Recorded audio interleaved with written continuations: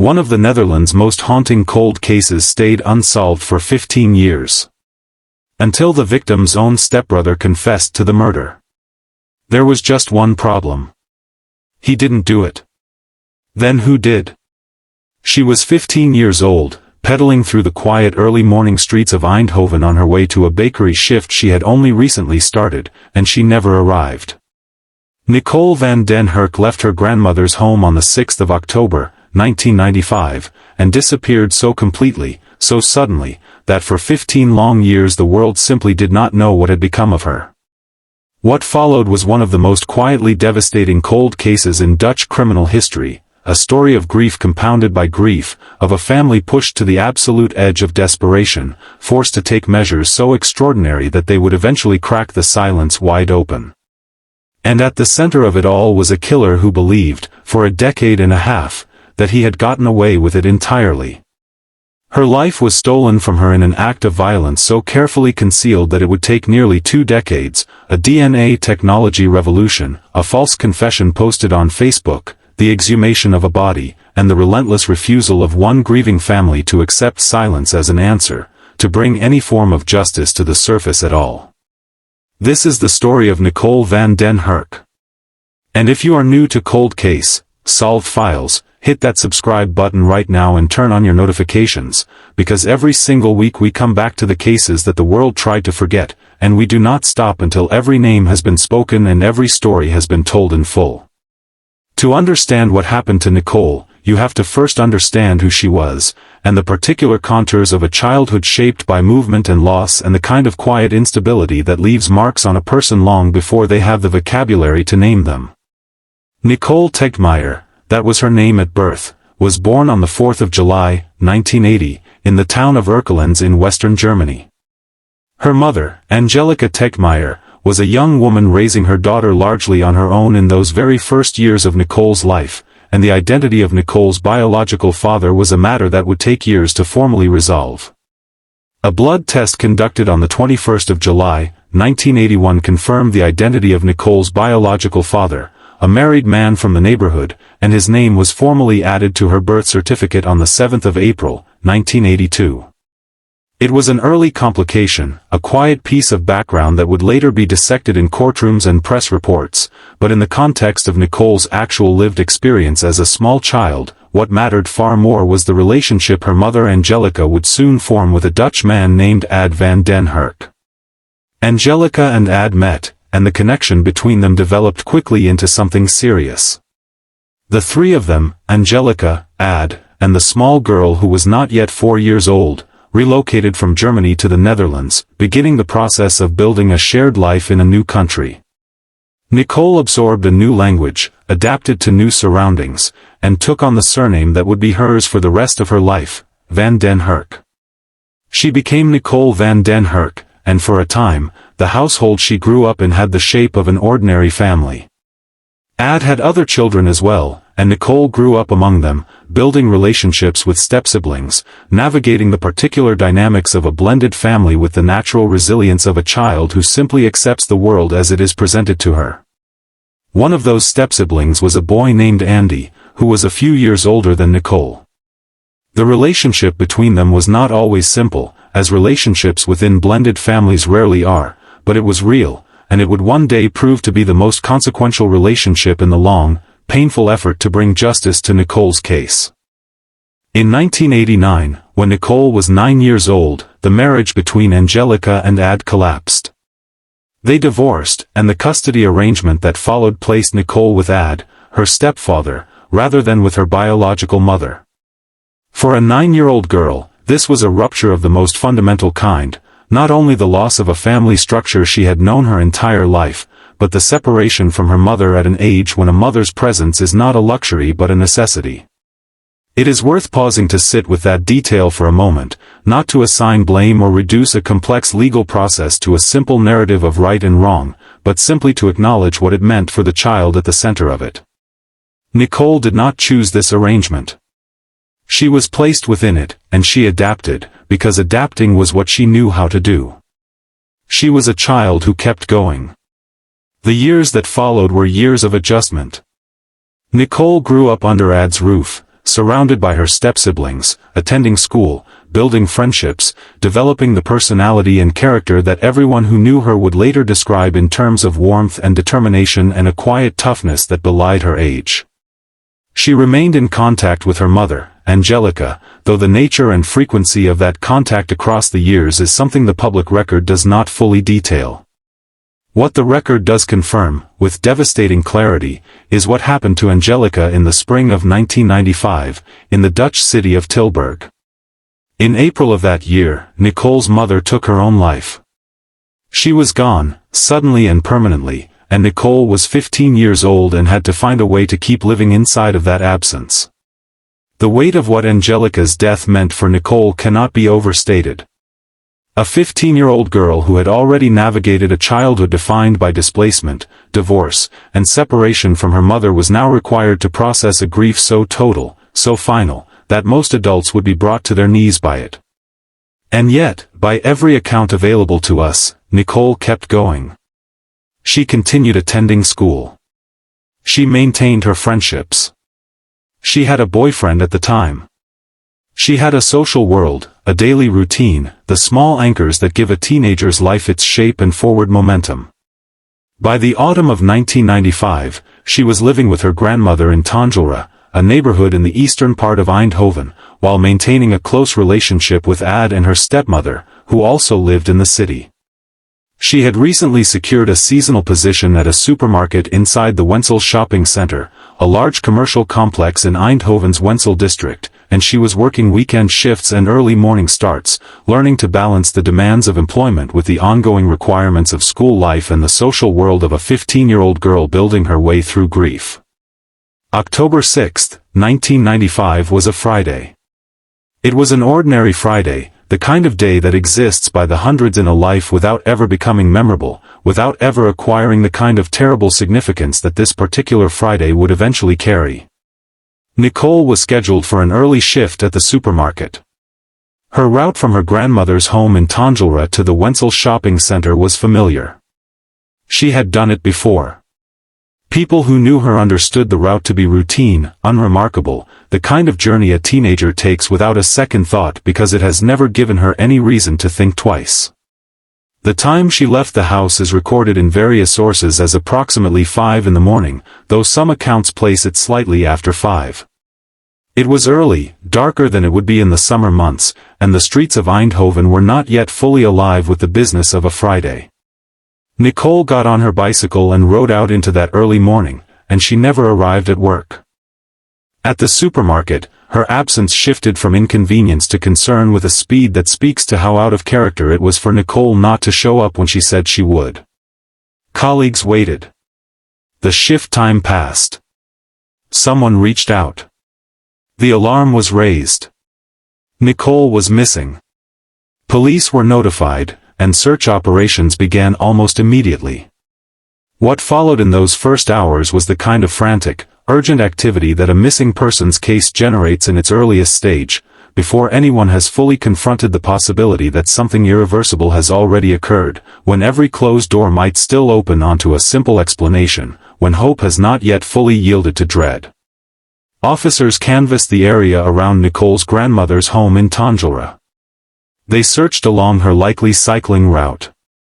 They deployed police dogs to scour the wooded areas and canals near where she would have been traveling. Helicopters conducted aerial surveillance of the surrounding region, scanning the landscape for any sign of the missing girl. Approximately 10,000 flyers bearing Nicole's photograph and description were distributed across Eindhoven and the surrounding communities, placed into the hands of residents, pinned into shop windows, attached to poles and notice boards in the hope that someone, somewhere, had seen something. At 6 o'clock that same evening, 12 hours after Nicole had left for work, police found the first physical evidence of what had happened to her. Her bicycle was recovered from the River Dommel, the waterway that runs through that part of Eindhoven, not far from a water treatment plant in the area. The bicycle was in the water. It had not simply been dropped on a riverbank or left leaning against a bridge. It was in the river, and its presence there carried an immediate and grim implication that no investigator on the scene could have reasonably ignored. A bicycle that ends up in a river does not get there by accident. Something had happened to the person who had been riding it. A diving team from the fire department was brought in almost immediately, entering the cold water of the Dommel to search beneath the surface for what the bicycle might have been concealing. They searched methodically. They found nothing. No Nicole. No further evidence. Only the river, dark and cold and unhelpful, giving up the bicycle and refusing to give up anything else. The search expanded in the days that followed. Investigators focused on the areas immediately surrounding where the bicycle had been found, examining the riverbanks, the bridges, the paths and wooded zones nearby. A television program called Deadline, a Dutch program with a history of assisting in high-profile missing persons cases, organized a large-scale search effort shortly after Nicole's disappearance, bringing in additional search teams and dogs and concentrating their efforts on areas that had been highlighted in early tip-offs. One location that came up repeatedly in initial reports and community speculation was the Wasvenpad area. Despite the scale of the effort and the genuine urgency behind it, Nicole was not found. The days passed, and the search produced no confirmed sightings, no definitive evidence of where she had gone after the river claimed her bicycle. Then, on the 19th of October, 13 days after Nicole had disappeared, police received a second piece of physical evidence. Her small backpack was found near the Eindhoven Canal, specifically in the embankment area between the DAF complex and Konaldijk Zuid. The backpack's location, geographically distinct from where the bicycle had been found, complicated the investigation's understanding of events. It suggested that Nicole's route or the events that befell her had extended across a wider area of the city than the bicycle alone had indicated. Police immediately expanded their search to include the canal zone, searching the canal itself and its southern embankment throughout the following day. The same areas were subjected to additional searches between the 28th and 29th of October, as investigators continued to hope that the landscape would yield something further. By the 20th of November, police had received what various sources described as hundreds of tips from members of the public. Some accounts placed the number closer to 300, reflecting the level of public attention the case had attracted and the genuine desire of the community to assist in finding a 15-year-old girl who had simply gone to work one Friday morning and disappeared. On the 24th of October, a development arose that briefly electrified the investigation. An anonymous man called the police and claimed that he was able to identify Nicole's killer. The call ended abruptly, cut short before the caller could provide the information he claimed to possess, and the identity of the caller could not be determined. The police retained the recording of that call, treating it as potentially significant.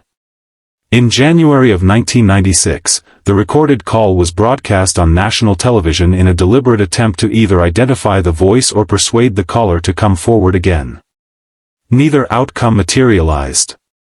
The anonymous man was never identified, and whatever knowledge he claimed to hold, it never reached the investigators who needed it. It was on the 22nd of November, 1995, 47 days after Nicole had disappeared, 47 days after her bicycle had been pulled from the Dommel, that the search reached its most devastating conclusion. A passerby, walking through a stretch of woodland in the area between the towns of Meerlo and Lierop, approximately 10 kilometers from Nicole's grandmother's home in Tangelre, discovered a body. It was partially concealed beneath branches and pruning waste, deliberately hidden in a manner that reflected conscious intent, the calculated effort of someone who wanted the discovery delayed or prevented entirely. The body was Nicole van den Hurk. She had been out there for weeks, in the woods, under the branches, while her family waited and investigators searched and the public called tip lines and a television program organized search parties and a city held its breath. She had been there the whole time. The autopsy that followed confirmed what investigators had feared but had not been able to say with certainty. Nicole had been killed through violence, and the nature of that violence was severe.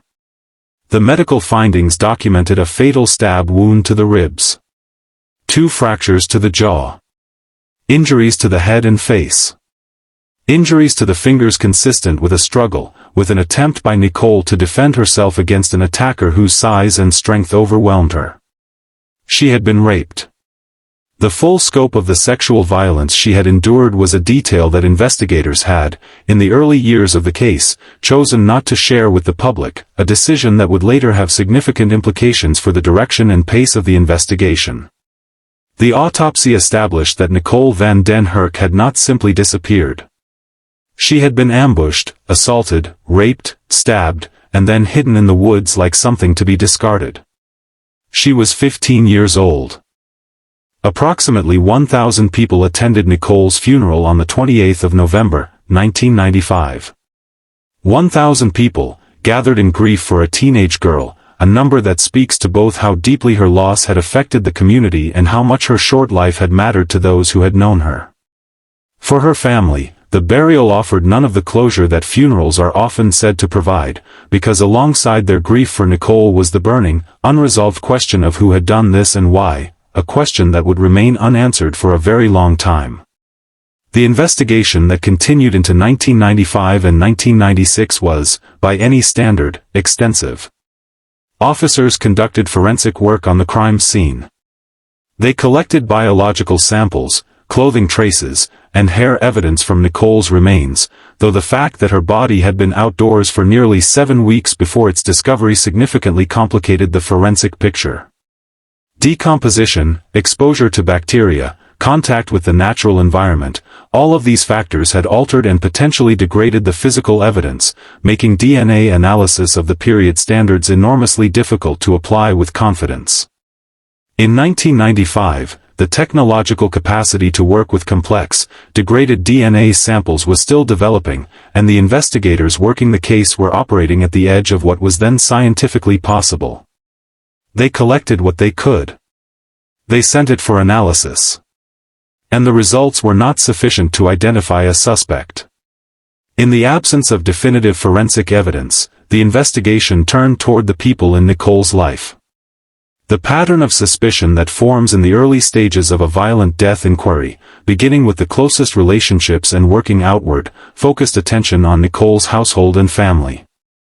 Her stepbrother Andy van den Hurk was detained by police in 1996 and held for several days before being released.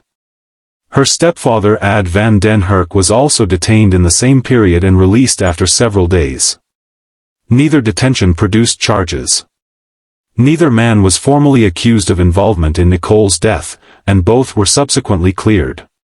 But the fact of their detention became a feature of the public narrative surrounding the case, a detail that would shadow the family's grief and color the community's understanding of the investigation for years afterward. Other leads were pursued with similar results. A friend of the Van den Hurk family who was under arrest at the time for drug trafficking came forward with a remarkable claim, that he had been forced to smuggle heroin by men who were connected to Nicole's killing. It was the kind of lead that sounds, on its face, like a potential breakthrough, a direct link between organized criminal activity and a violent death, the suggestion of a network of culpability wider than a single opportunistic attacker. Police investigated the claim and determined that the testimony was fundamentally flawed, providing nothing of real use to the investigation. The anonymous phone call. The drug trafficker's story. The detentions of family members. The hundreds of public tips. One by one, each thread was pulled and each thread ran out, and the case that had begun with such force and such public attention continued its slow, painful slide toward dormancy. Passy magazine offered a financial reward for information leading to the identification of Nicole's killer. The reward generated interest, but not the kind of interest that translated into actionable intelligence. As the months passed and the active investigative team was reduced, at its lowest point, only 4 detectives were assigned to the case. The public urgency that had surrounded Nicole's disappearance and the discovery of her body began to fade in the way that all public urgency eventually fades, replaced by new stories and new crises and the relentless forward movement of daily life. For the Van den Hurk family, that forward movement was not available. They lived inside the case. They lived inside the absence. They carried it every day. In 2004, 9 years after Nicole's murder, the Dutch police convened a cold case team to conduct a formal review of the investigation. Cold case units had been established in the Netherlands with precisely this kind of long unsolved homicide in mind, bringing fresh eyes to old files and applying whatever advances in forensic science had occurred in the intervening years. The 2004 review examined what had been collected, what had been investigated, and what remained unresolved. It produced no arrest. It generated no prosecution. The case was open, officially, but the active investigation had stalled again, and the practical reality of the situation was that Nicole van den Hurk's murder was no closer to resolution than it had been in the years immediately following her death.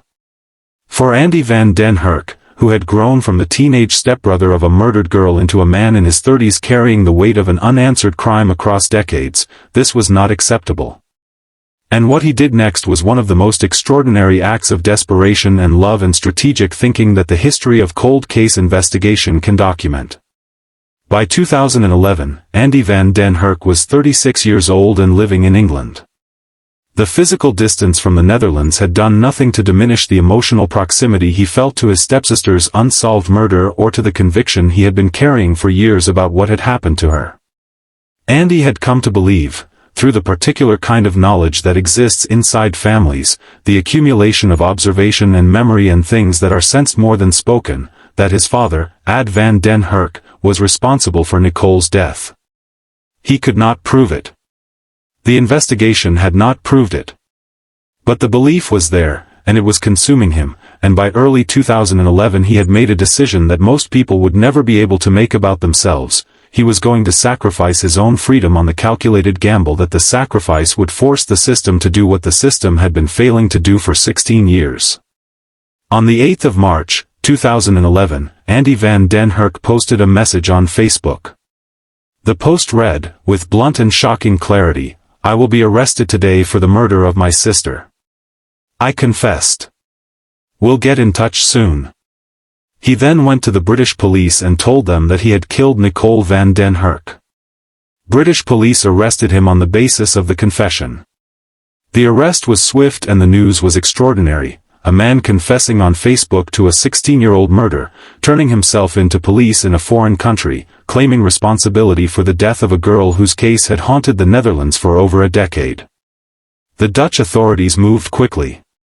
Andy was extradited to the Netherlands on the 30th of March, 2011, brought back across the North Sea to face the justice system of the country where the crime had occurred and where the case file had been sitting, largely inert, for years.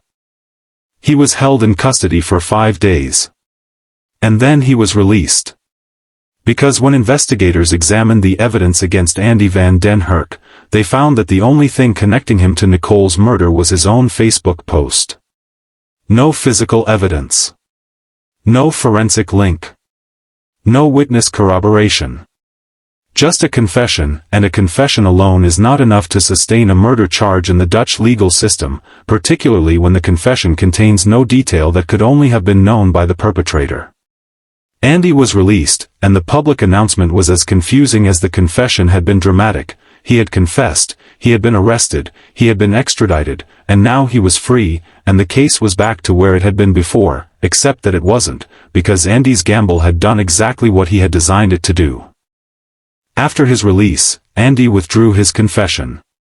He then pointed his accusation in a different direction, suggesting that his father Ad was responsible for Nicole's death. He later gave interviews in which he was explicit about the calculation behind the Facebook post. He had not believed that a simple request for DNA testing would move the system. He had not believed that another cold case review would produce what previous cold case reviews had failed to produce. He had concluded that the only way to force the exhumation of Nicole's body, which was the prerequisite for the advanced DNA testing that might actually identify her killer, was to make a confession that would compel that exhumation as a legal and investigative necessity. He said, in terms that were direct and without self-pity, "I wanted to get her exhumed and obtain DNA evidence, so I set myself up. I went to the police and told them I did it." He acknowledged that it could have gone very wrong. A false confession to murder is not a risk-free strategy, even if you are innocent, and Andy van den Hurk knew that when he made his Facebook post and walked into a police station and said what he said. He did it anyway. Because Nicole had been under those branches in the woods for 16 years without justice, and he was not willing to let the silence continue. In September of 2011, following Andy's arrest and release and the renewed public attention that the episode had generated, investigators ordered the exhumation of Nicole van den Hurk's remains. Her body was disinterred from where it had been buried, and the Netherlands Forensic Institute applied the advances in DNA technology that had accumulated across the 16 years since her murder to re-examine the biological material that had been collected from her remains and her clothing. What happened next changed everything. Within a week of the exhumation and the initial DNA analysis, police announced publicly that foreign DNA, genetic material that did not belong to Nicole, had been identified on her remains. The announcement triggered an immediate flood of new tips. More than 20 new leads came in within a single day of the announcement, suggesting that the renewed public attention and the specific information about DNA evidence had activated knowledge in the community that years of previous appeals had not managed to dislodge. The reward for information about Nicole's killer was simultaneously increased, from 25,000 Dutch guilders, the equivalent of approximately €11,345, to €15,000, reflecting both the seriousness of the investigation's renewed momentum and the practical reality that financial incentives sometimes move information when appeals to conscience do not. The DNA analysis of Nicole's remains produced results of exceptional complexity and exceptional importance. 3 distinct male DNA profiles were identified from the biological material collected during the 2011 examination. One of those profiles belonged to Nicole's boyfriend at the time of her disappearance, the young man she had been in a relationship with in the weeks before her death, whose DNA presence on her remains was explicable in terms of the ordinary physical contact of a teenage relationship. The second profile, and the one that would eventually lead to an arrest, belonged to an unidentified male, an unknown person whose genetic material was present on Nicole's body and whose identity the investigators were now committed to determining. The third profile added a layer of complication that would become central to the subsequent legal proceedings. A small quantity of genetic material from a third, also unidentified male was present in one of the samples, and the meaning and origin of that additional profile would be fought over in courtrooms for years. The investigators examining the new DNA evidence began the process of comparing the unknown male profile against existing databases and records. Simultaneously, they were reviewing the broader landscape of violent sexual offenses in the region, looking for cases with similar characteristics, the method of attack, the location, the type of victim, the specific nature of the violence. This comparative analysis led them to a case from September of 2000 in the nearby town of Valkenswaard. In that case, a young woman had been cycling when she was ambushed, taken from her bicycle at knife point, and raped. The perpetrator of that crime had been identified, prosecuted, and convicted in 2001. As part of that conviction, a DNA sample had been taken from him and stored in the Dutch forensic database. His name, or rather the privacy-shortened version of his name that Dutch media convention applies in cases involving living suspects, was Jos de G. He had been born in 1967 and had a documented history of serious sexual violence. By the time investigators turned their attention to him, he had convictions for 3 separate rapes and had spent time in preventive detention and compulsory psychiatric treatment. When investigators compared the unknown male DNA profile from Nicole's remains against the stored DNA sample from Jos de G, the comparison produced a match. The DNA found on Nicole van den Hurk's body, the genetic material that had been placed there in the act of her rape and murder on or around the 6th of October, 1995, matched the DNA of a man who had subsequently been convicted of raping another young woman he had taken from her bicycle 5 years later, in the same general region of the southern Netherlands. The pattern was unmistakable. The same modus operandi. The same geography.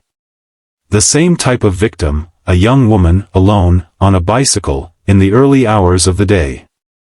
And the same DNA. If you are still watching at this point, drop a comment with, "I'm still here." Let's see who is truly following this shocking story. On the 14th of January, 2014, police arrested Jos de G. He was 46 years old at the time of his arrest. The arrest came nearly 19 years after Nicole van den Hurk had left her grandmother's house in Tanjora on a Friday morning and never come home. The news landed in the Netherlands with the particular weight of a long-denied answer finally being delivered, not with the clean satisfaction of a mystery solved, but with the complicated, uneven emotional reality of a justice system finally, belatedly, responding to a crime that had been waiting for exactly this kind of response for the better part of 2 decades. For Nicole's family, for Ad van den Hurk, who had lived under a shadow of suspicion for years, and for Andy, who had sacrificed 5 days of his freedom and the risk of far worse on the calculation that this moment would come, the arrest was a moment of profound significance, whatever the legal proceedings that would follow might ultimately determine. The forensic evidence that would form the backbone of the prosecution's case was, by any measure, complex. The physical circumstances of Nicole's case had always complicated the forensic picture. Her body had been outdoors, concealed under branches in a woodland area, for nearly 7 weeks before its discovery. 7 weeks of exposure to weather, to bacteria, to the natural processes of decomposition that begin the moment a body is placed outside the controlled environment of a mortuary. In 1995, the DNA collection techniques applied to her remains and clothing were the best available at the time, but they were techniques that would be significantly surpassed by the technology of the following 2 decades.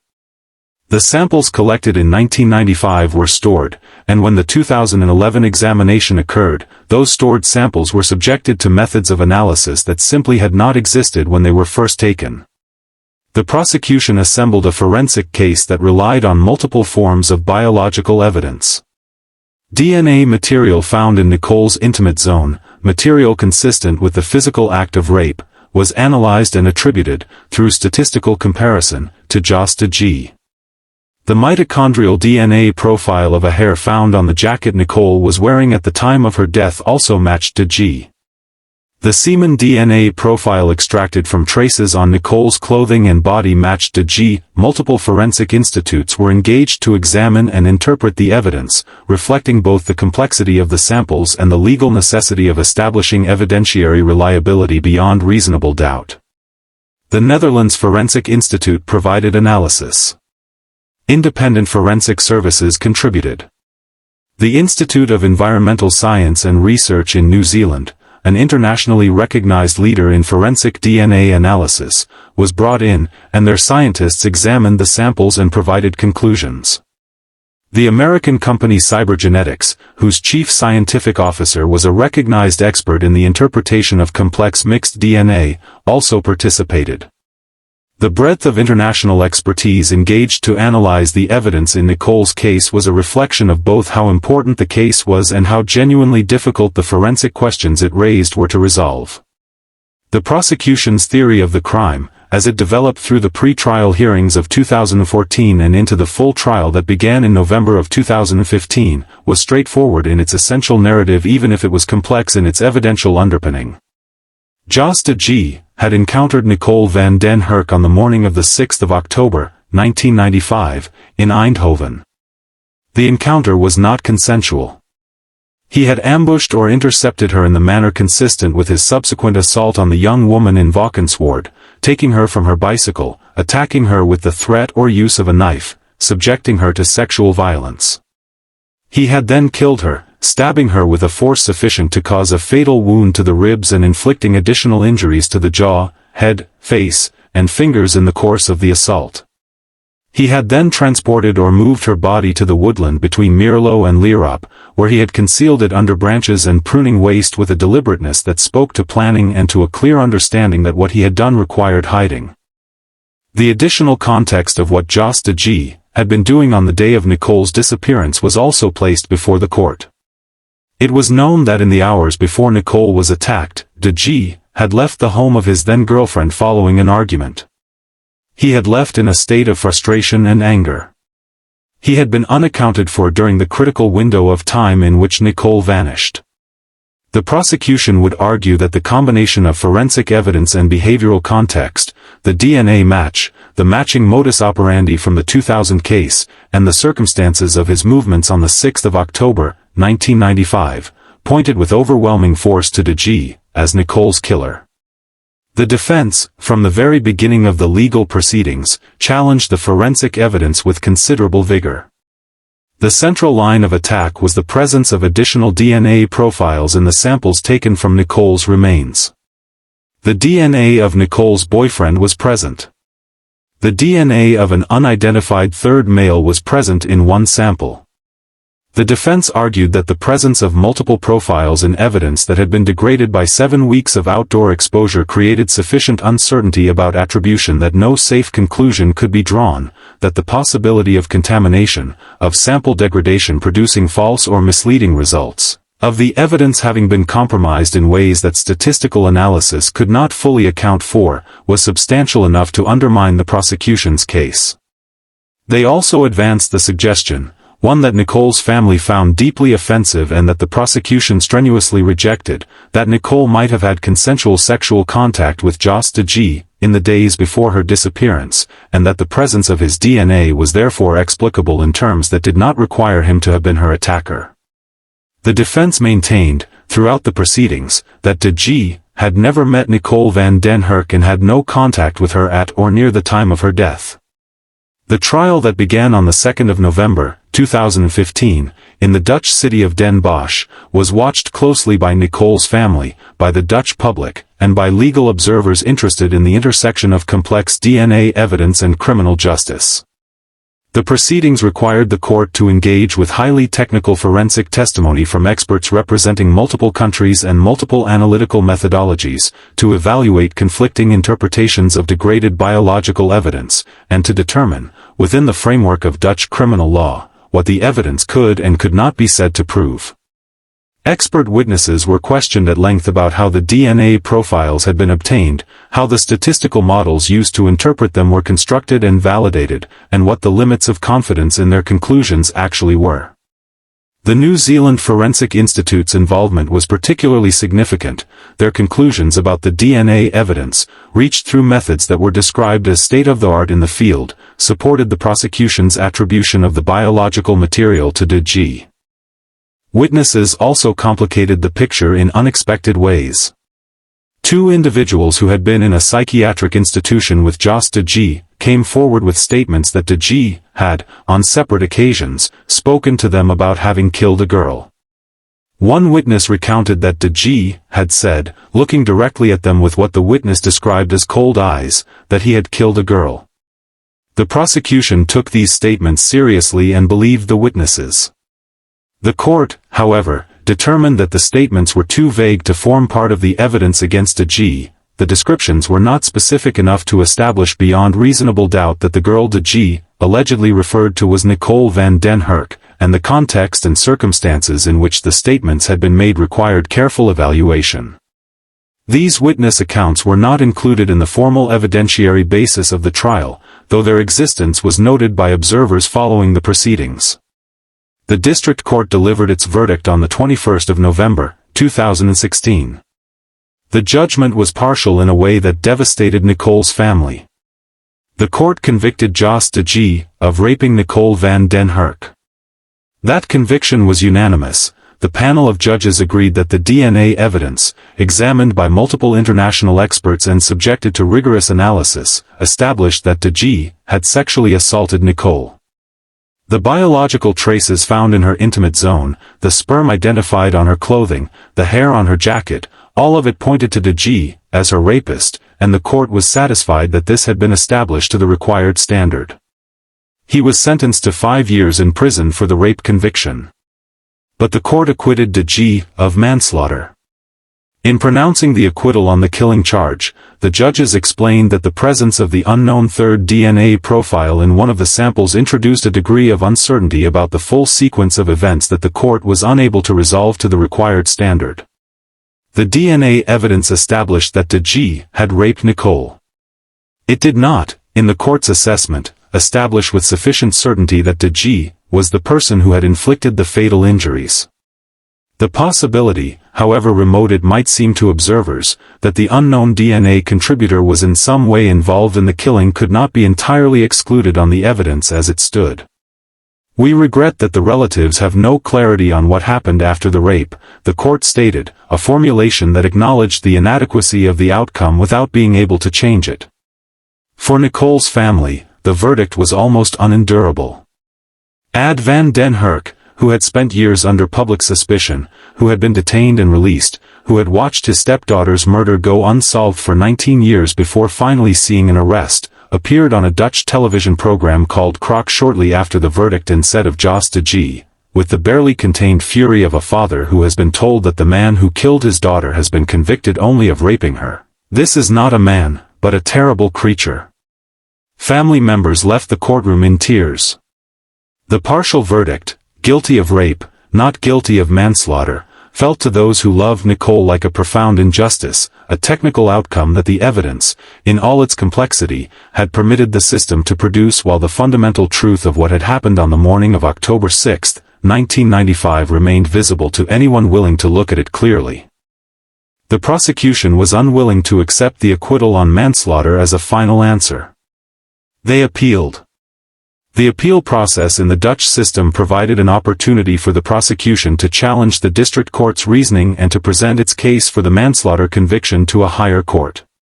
The appeal hearings took place between the 28th of August and the 9th of October, 2018, more than 23 years after Nicole van den Hurk had ridden her bicycle out into an October morning and never returned. The appeal court reviewed the evidence that the district court had evaluated and came to a different conclusion about what it proved. The higher court was persuaded that the forensic evidence, taken in its totality, supported the conclusion that Jos de G had not only raped Nicole but had also killed her. The appeal court's analysis of the DNA evidence, and its assessment of the significance of the unknown profile in the context of all the other evidence, led it to a finding that the district court's threshold of uncertainty had been set too high, that the evidence was sufficient to establish de G's culpability for the killing as well as the rape. On the 9th of October, 2018, the appeal court convicted Jos de G of both rape and manslaughter in the death of Nicole van den Hurk. His sentence was increased from 5 years to 12 years in prison. It was not a murder conviction. The distinction in Dutch law between manslaughter and murder turns on questions of premeditation and intent that the evidence, in this case, could not resolve with the specificity the higher charge required, but it was a conviction for the killing. Jos de G was found guilty of ending Nicole van den Hurk's life. 23 years after it happened. 19 years after the initial investigation had stalled. 14 years after the first cold case review had produced nothing.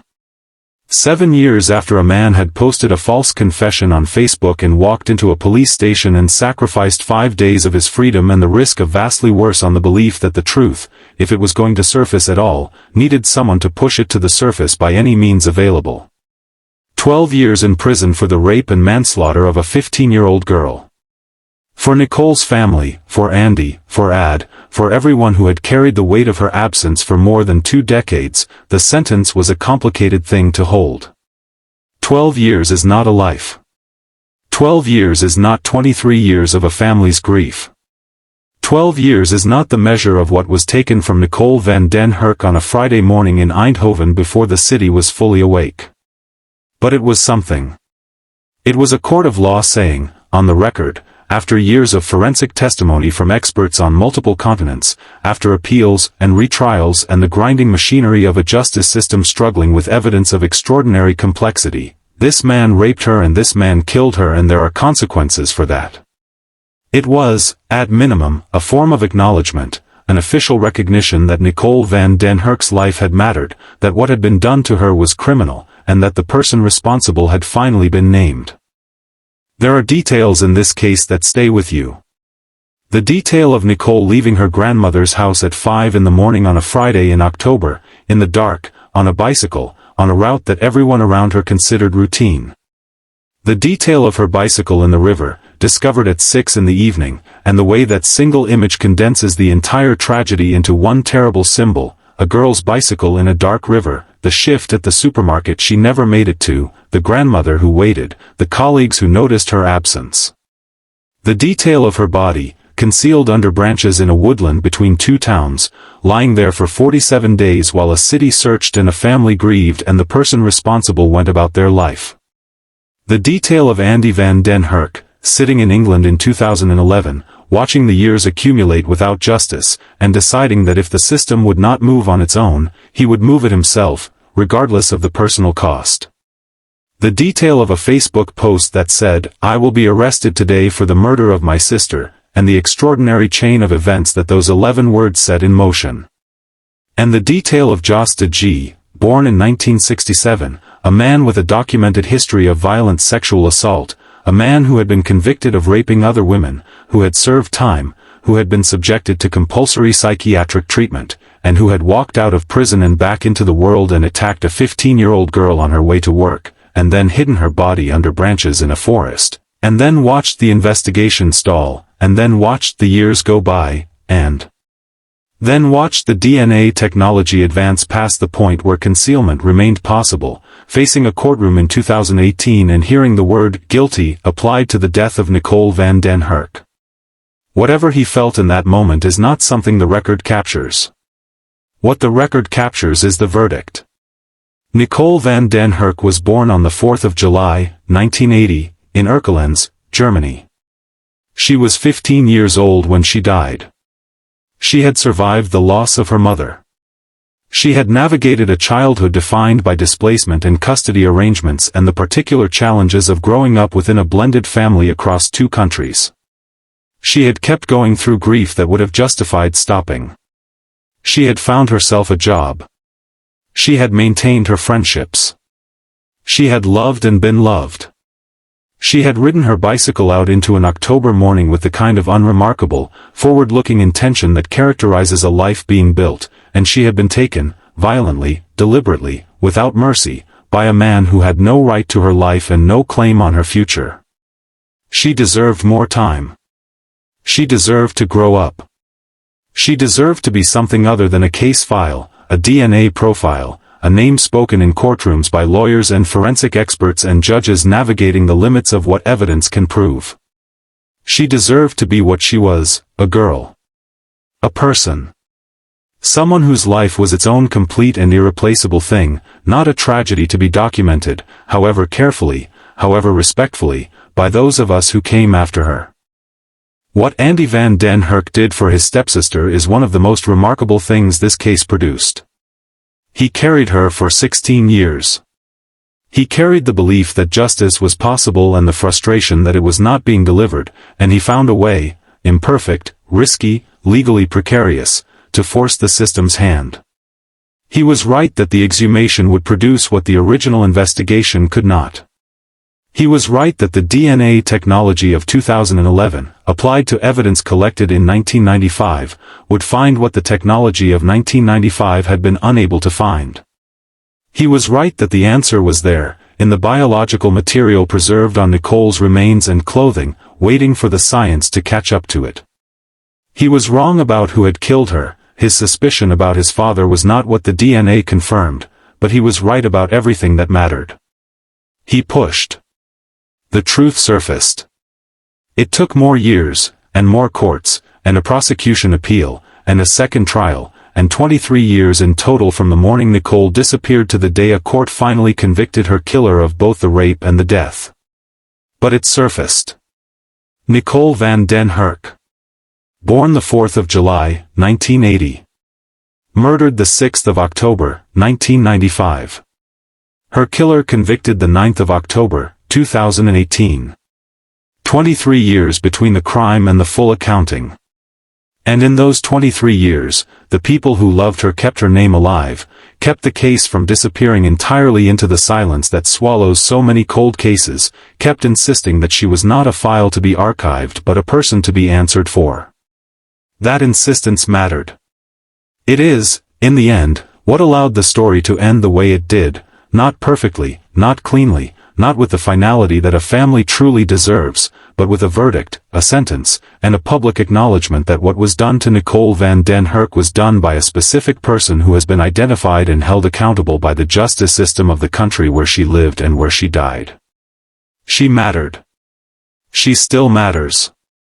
And the least we can do, those of us who were not there on that Friday morning in October 1995, who did not know her and cannot fully know the dimensions of her loss, is to say her name. Nicole van den Hurk. To hold it for a moment. To refuse to let it dissolve back into the silence that surrounded it for so long. That is what this channel exists to do, and that is what we will keep doing, for Nicole and for every other name in every other file that the world has been too willing to forget.